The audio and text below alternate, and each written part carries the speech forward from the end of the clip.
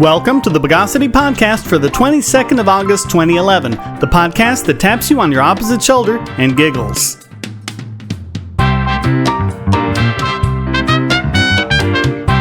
This is your host, Shane Killian. Let's toll the bell for the news of the bogus. For weeks, this podcast covered the fallout, no pun intended, of the Fukushima nuclear disaster. Okay, the pun was intended. Now we have the first direct, reliable measurements of how much radiation children in the area were exposed to, and it wasn't much. The Japanese government tested over 1,000 children from the evacuation zones and had cleared them of all health problems.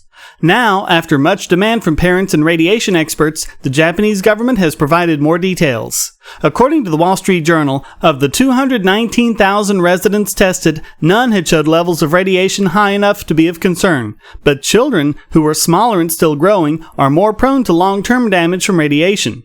But the Nuclear and Industrial Safety Agency has said that the levels that the children received were below the levels known to lead to adverse health effects. An independent expert at the Research Institute for Radiation Biology and Medicine at Hiroshima University concurred, saying, quote, "I think the possibility of these children developing thyroid cancer is extremely low. Thyroid cancer is by far the biggest long-term concern with radiation poisoning from nuclear plants because of the high amounts of radioactive iodine which are absorbed by the thyroid." However, he did caution that some of these elements would have disintegrated before the testing was done. Most of the children will be fine. 55% showed no measurable exposure at all, and 26% showed exposure levels of 0.01 microsievert per hour. By comparison, 0.2 microsieverts is the level considered a health risk, so these children only received 1/20th of that amount. As for the rest of the children, 11% had 0.02 microsievert, 4.7% 0.03 microsievert, 4.7% 0.03 microsievert, and 1.4% 0.04 microsievert. The highest measured dose was 0.1 microsievert, half the amount considered a health risk. The agency said they would continue to monitor the health of these children over time. As for the adults, 28,000 of them were considered to be high risk, and they were offered whole-body radiation scans. So far, 2,000 of them have been scanned, but none of them showed any signs of any health concerns. This is good news, after all the fear and uncertainty, and yes, even alarmism, in the press surrounding the disaster. But apparently it's not over yet. Between the time this story was prepared for this podcast and the recording, the Wall Street Journal changed their headline for this story from "Japan tests show low exposure in kids" to "Japan says children exposed to radiation," and added the line, "Survey of youths near stricken plant raises concerns over long-term health." What irresponsible reporting! As anyone reading the article can see, there are no indications of anyone having any adverse health effects. And yet, commenters to the story, who clearly did not read the article, were saying things like, "This is real bad news. What a tragedy. This is really bad." And, "Wake up, Japan." What is it about our news media that they feel they have to keep us in a constant state of fear and alarm? Even when there's good news such as this, they just have to go and distort it. Shame on you, Wall Street Journal.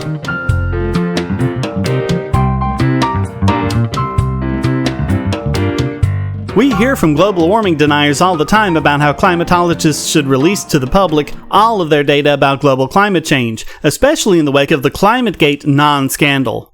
And you know, without agreeing with their bogus conclusions about climate change, I've always agreed 100% with the deniers on this point. If this really is a concern that affects everyone, why not release all of the data? Don't we deserve to know?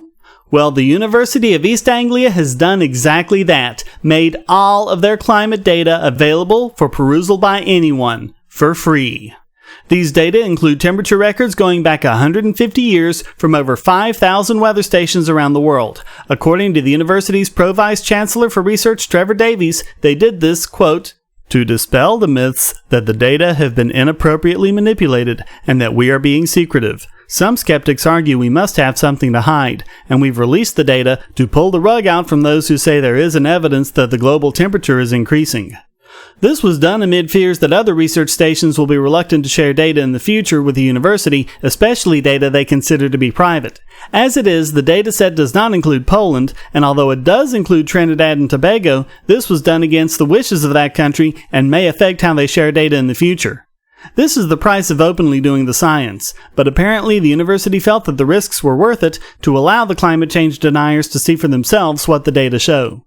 Of course, that may not happen. Having access to all of this data doesn't mean being able to parse it correctly and not, say, succumbing to cherry picking or confirmation bias. Any analysis of the data by the climate change deniers must therefore be put through the same rigorous peer review process as the other climatologists have. If they don't, if all they do is look for whatever data will fit their preconceived notions and ignore the rest, then all of this will have been for nothing. Except in the hope that maybe it will open a few eyes.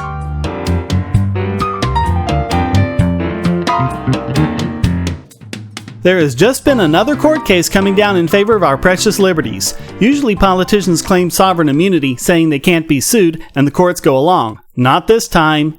Two security contractors, both of whom are U.S. citizens, claim that Donald Rumsfeld ordered the torture of, get this, them. Yes, two American citizens. The two say they were detained for months in an attempt to get them to admit to illegal activities by their employer. They were held for months in what they called a nightmarish scene, where they were held in solitary confinement, kept cold, denied food and water, deprived of sleep, and subjected to physical and psychological torture. They have sued Donald Rumsfeld, then head of the Pentagon. Rumsfeld claimed sovereign immunity, but guess what? A federal court has rejected that claim. The court ruled that there was sufficient evidence to believe that Rumsfeld himself had played a personal role in this inhumane treatment, and therefore he isn't protected by sovereign immunity. Mr. Rumsfeld's lawyer put the idiotic spin on it you would expect, saying things like this: saps the effectiveness of the military, puts American soldiers at risk, and shackles federal officials who have a constitutional duty to protect America. And having judges second-guess the decisions made by the armed forces halfway around the world is no way to wage a war. It's clear that these people have no morals and no regard for the safety and rights of American citizens. But now, at least one of them will hopefully be held responsible for his actions.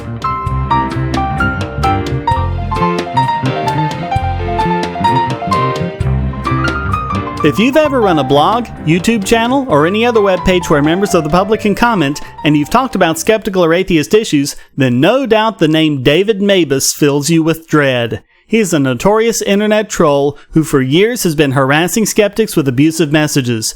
Banning or blocking him has never worked, as he would just use another account from another IP address and keep going with it. In recent years, his posts have escalated into threats of violence and even death threats. The good news is, today Montreal police have just announced the arrest of Denis Marcuse, the individual who has been posting as David Mabus. When the death threats started coming in, many bloggers, including prominent ones such as PZ Myers, began reporting posts to the Montreal police. They didn't take the threats seriously at first, since for all they knew it was just your basic internet trolling going on. But then, scientist William Vanderbeek started an online petition for people to sign, saying they were harassed by Mabus and he needed to be arrested. Every time someone signed this petition, the Montreal police got an email alert, and it wasn't long before they were inundated with thousands of emails. For those of you who say that internet petitions don't work, here is the proof you are wrong. These requests led directly to the investigation and arrest of the man believed to be behind these online attacks. Police have not released any details other than to say the suspect is currently undergoing psychiatric evaluation. As someone who has been directly threatened by Mabus, I would like to say this is a good thing. I hold no animosity towards him and sincerely hope he gets the help he so obviously needs. At the very least, it's good that, even though it took over 3 years to do it, this potentially dangerous person is finally in a situation where he won't be able to harm others.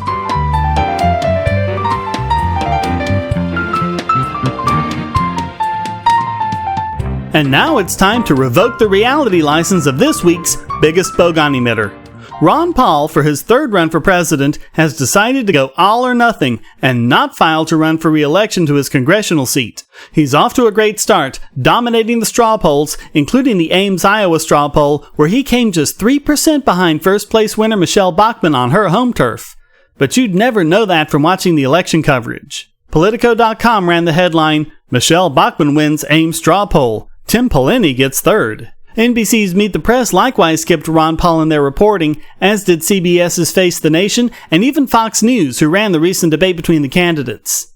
All of this prompted Jon Stewart of The Daily Show to go on the attack. We have a top tier. It is Mitt Romney, Rick Perry, and Michelle Bachmann. We have a new top tier, and it's Perry, Mitt Romney, and Bachmann. There's now a top tier in this race, at least for now, of Romney, Perry, and Bachmann. I mean, I think that's fair to say. Really fair to say? You're not forgetting, I don't know, anyone, say an ideologically consistent 12-term congressman who came within less than 200 votes of winning the straw poll? Isn't anyone going to give that gentleman a little love? There's a top tier now of Bachmann and Perry and Romney, and, you know, we haven't mentioned, and we should. Thank you.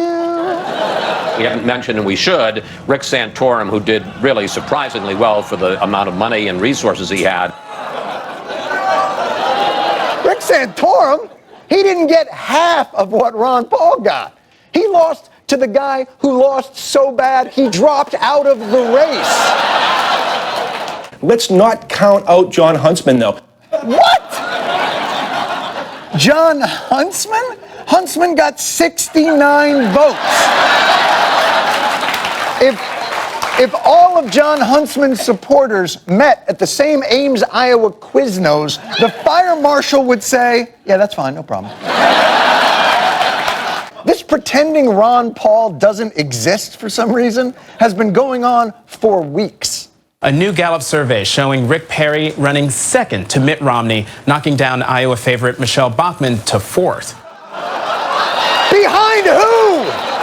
Fourth behind who? How did libertarian Ron Paul become the 13th floor in a hotel?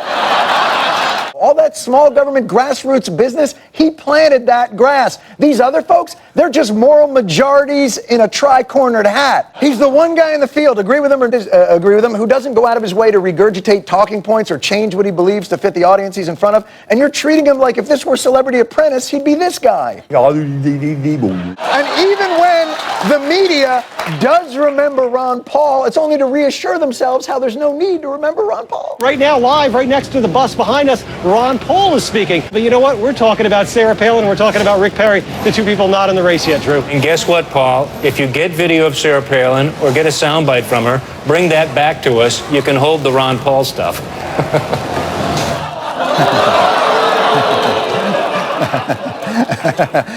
Right? I mean, that guy, right? And Stewart isn't the only one. Politico's Roger Simon wrote, I am far from libertarian, but after Ames, it was as if Paul had been sentenced to the Phantom Zone. I admit I do not fully understand Ron Paul and his beliefs, but I do understand when a guy gets shafted, and Ron Paul just got shafted. The Washington Examiner's Tim Carney explains, one reason the bipartisan establishment finds Paul so obnoxious is how much the past 4 years have proven him correct. On the housing bubble, on the economy, on our foreign misadventures, and on our national debt. In 2002, as President George W. Bush was pushing for more subsidies of mortgage and home buying under the motto of an ownership society, Ron Paul took to the House floor to issue a warning. Through Fannie Mae, Freddie Mac, and the Federal Reserve, the government increases the likelihood of a painful crash in the housing market. Thomas Edlum concurred, writing in New American, Paul is anathema to the establishment because he points out why that establishment is so continuously wrong and embarrasses them. To ordinary humans, this would make Representative Paul more qualified for the presidency. Most Americans want a president who can see trouble coming and stop it before it does real damage. Look, whether you like Ron Paul or not, whether you agree with his politics or not, he is a serious contender for the Republican presidential nomination. To just skip over him in favor of disproportionately covering much more minor candidates is to completely abandon everything the news media is supposed to be doing. Election coverage should be covering elections. Openly and fairly, not ignoring candidates you don't want to deal with, especially when they're among the top performers. More and more we see the news media using their election coverage to push their own agendas, put their favorite candidates to the forefront, and ignore those that are inconvenient to them, which is more than enough to qualify them for this week's biggest Bogon Emitter.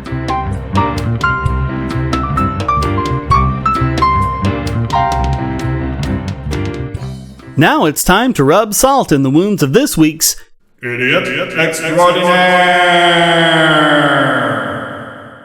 If we had to sit here and debunk every idiotic political dogmatist who lashes out after his delusions are crushed by the facts, we'd never talk about anything else. Just like we'd never talk about anything else if we talked about every whiny creationist who did likewise. But when you're faced with the extremes of the extreme, you're left with little choice but to single that idiot out.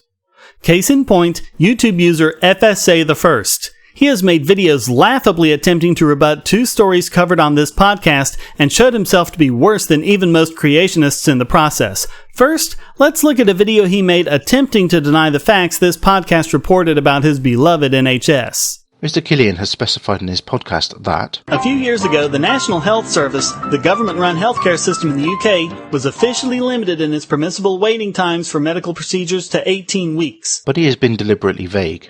Some procedures are carried out much more quickly, as they are medically more urgent. Okay, first of all, does this Nimrod not understand what the word limited means?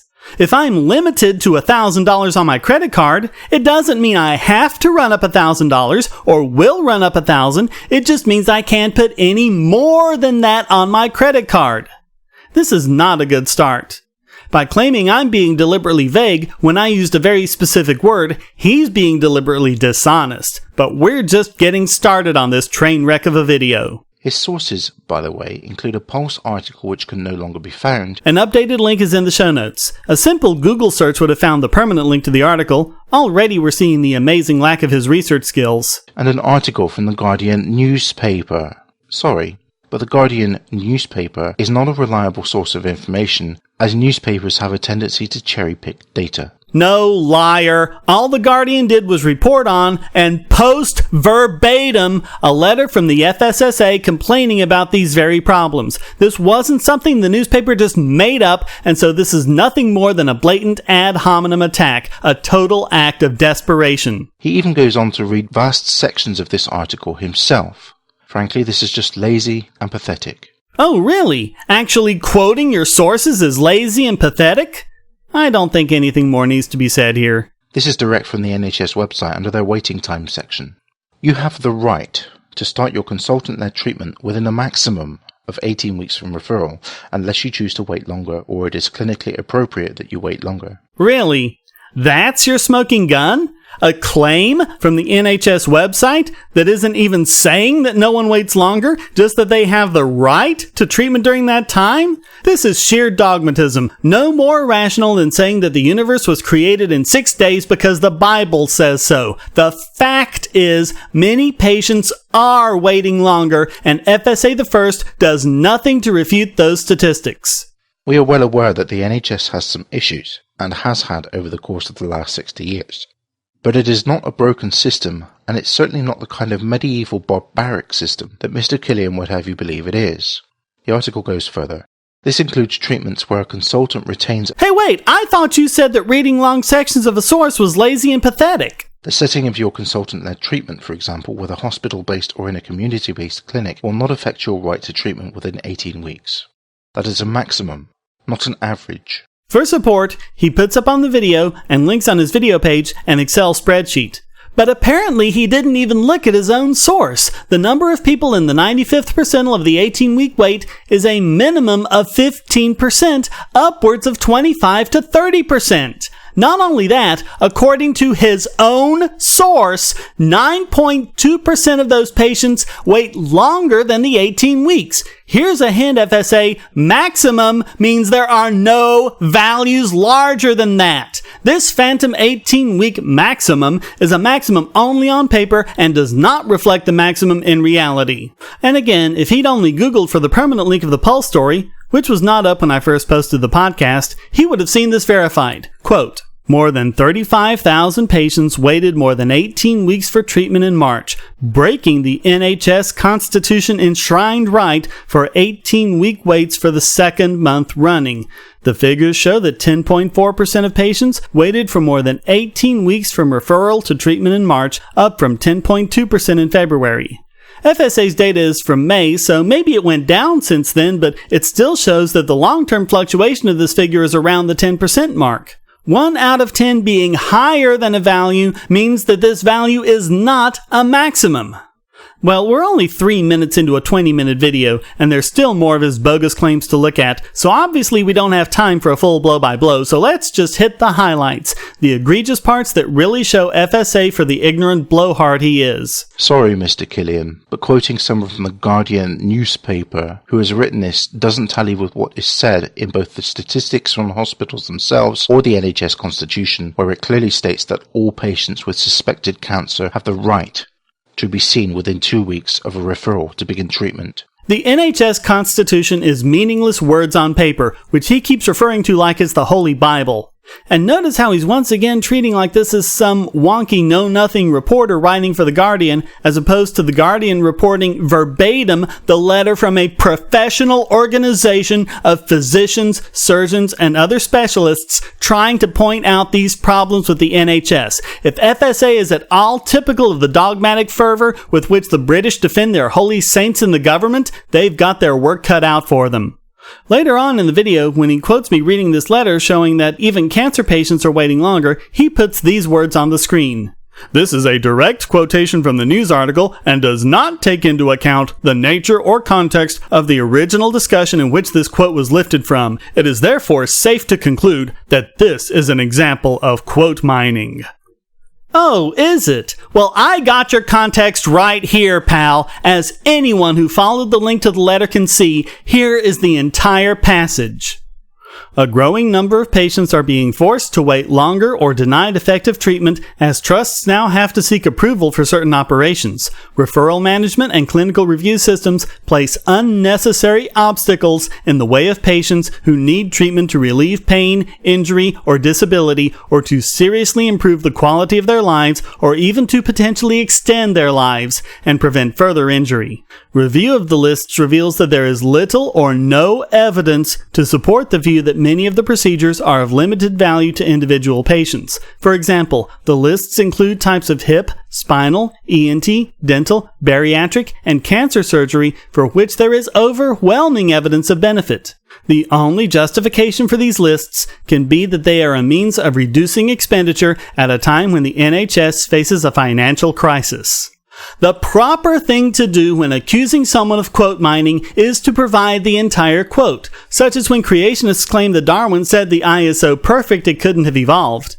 No, you just claimed it was out of context, and so you are not like these skeptics. Instead, you are behaving exactly like fundamentalist creationists when a problem or contradiction in the Bible is pointed out. You just claim it's taken out of context without bothering to provide the real context yourself.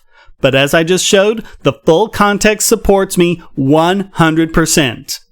And hey, didn't you just say earlier on that quoting long passages was lazy and pathetic? So if I quote a lot, I'm being lazy and pathetic, and if I quote just a little, it's quote mining. That is the classic tactic of a woo, to always have an out no matter what your opponent does. The rest of the video is equally bogus. He refutes the claims of Shona Holmes, whom I never even mentioned. He claims there are no pre-existing conditions with the NHS, while ignoring the fact that there weren't any in the US either before government started meddling. He says that even one malpractice death is too many when these occur in the NHS system too. He spins wild tales of crooks performing surgery without knowing what they're doing, apparently thinking that only government can certify physicians. He even claimed that anti-competition laws prevent monopolies. Monopolies happen without competition. The way to avoid them is with more competition, not less. Okay, enough of that bogosity. Let's move over to his claims about the Constitution and how it apparently gives the US government the power to prosecute British citizens working for British newspapers who allegedly bribed British officials as a means of trying to get back at an American subsidiary of the parent company that owns it just because he doesn't like them. For support, he referenced the Foreign Corrupt Practices Act of 1977, which deals with Americans bribing foreign officials.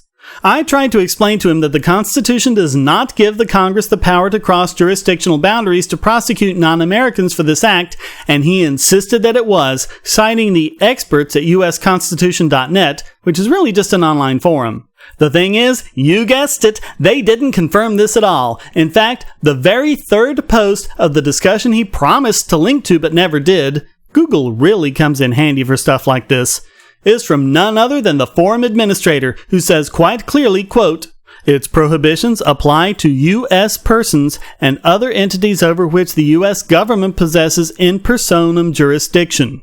He went on to give the following example. I live in New Jersey. Let's say my wife and I go to Bermuda, and I kill my wife in Bermuda. The fact of the matter is, my wife and I have sufficient jurisdictional nexus where I can be tried for murder in New Jersey.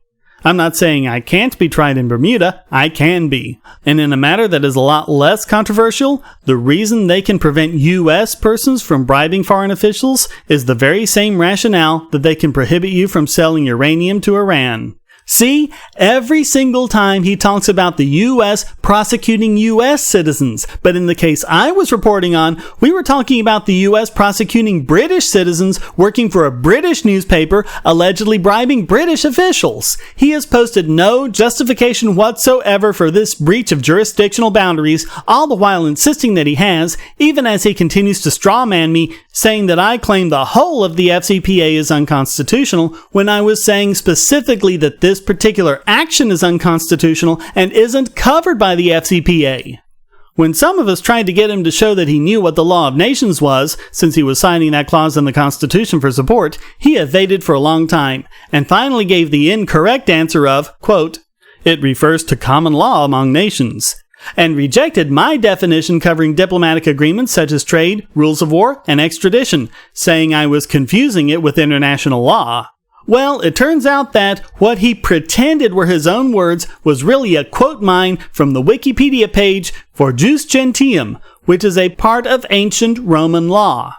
Here is what the Wikipedia article goes on to say, quote, "Especially governing the rules of peace and war, national boundaries, diplomatic exchange, and extradition." Oh, and the part he quote mined, the natural or common law among nations, is marked citation needed. Does the fail get any greater than that?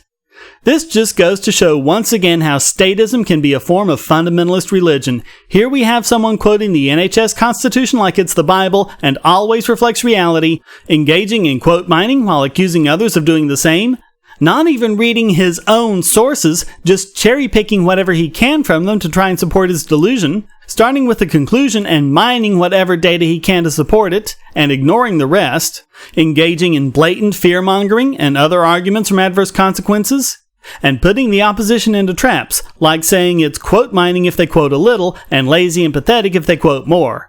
FSA the First is a religious fundamentalist, worshipping his precious government and using all of the same tactics of the creationists to defend it. He would never accept these tactics from a creationist, yet he engages in every single one of these himself. I'm grateful to Rock44 on the Bogosity.tv forum for doing a lot of the research here and helping us realize that FSA the First is not a skeptic and not a rational person who uses reason to see the world. He has his preconceived conclusions, and whenever those just happen to coincide with reality, as with the creation-evolution debate, he's all too happy to mimic being a skeptic. But as soon as you mention an issue where his preconceived notions contradict reality, he behaves just like a creationist, using their same tactics and fallacies with impunity, and I don't know what else could possibly qualify someone to be this week's Idiot Extraordinaire!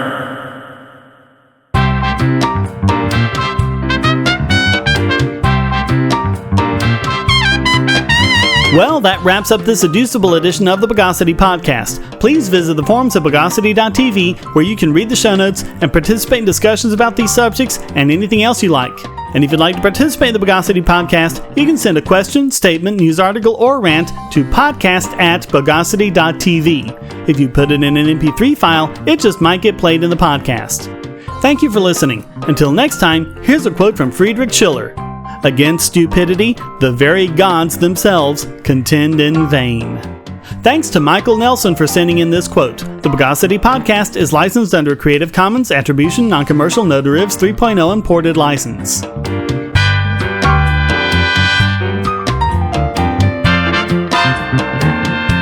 Bogosity.